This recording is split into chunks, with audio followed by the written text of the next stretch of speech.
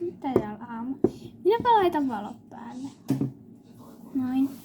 Roosa. Siis hiili. Minä aina sekoitan, mutta siis... Joo.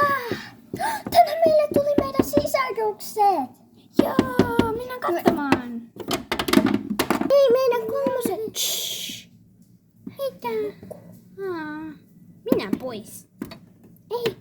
Älä katso. Okei, minä tulen. Ne ovat tosi söpöjä.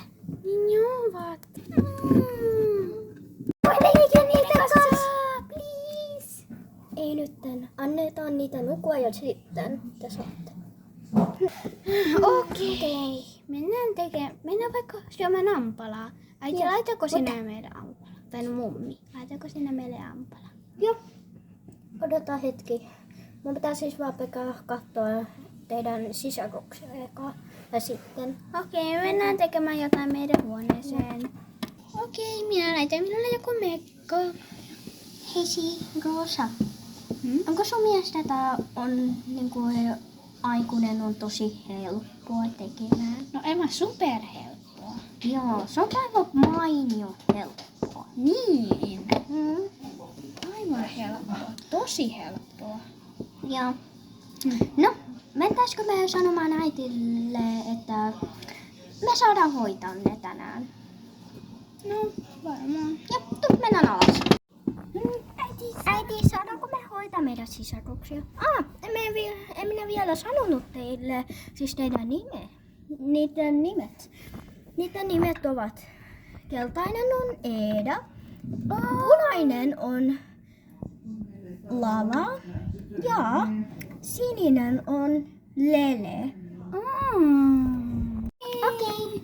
Mutta kenet sinä otat ensin? Minä otan eka Lalaa. Okei. Minkä minä ottaisin? Otetaan vaikka ne kaikki. No vaikka, mutta...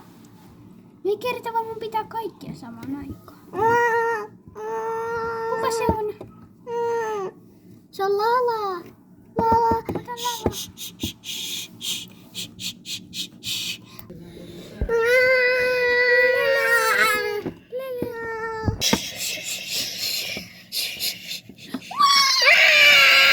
No niin, Lele ja Eeda.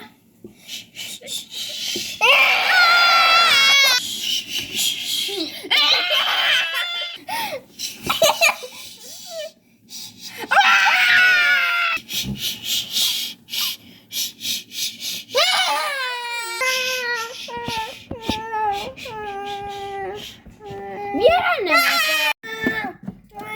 Okei, laitetaan ruokaa niille. Hissi. Hissi. Hissi ylös ja alas. Tämä on meidän hissilaulu.